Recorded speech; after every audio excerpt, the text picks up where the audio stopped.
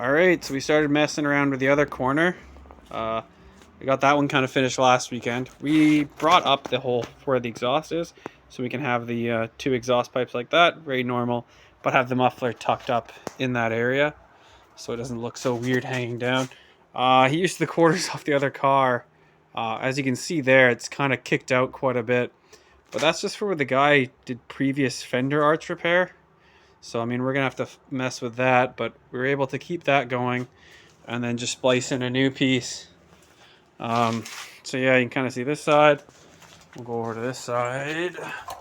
Go over to this side. He's actually really cut it on a weird angle. Like, it's super fucking weird. I don't get it, but we're just going to have to roll with it and figure it out. But yeah, it's coming along. So, yeah, it's not going to be perfect, but this car's goal was never to be perfect. So, yeah, smell you guys later.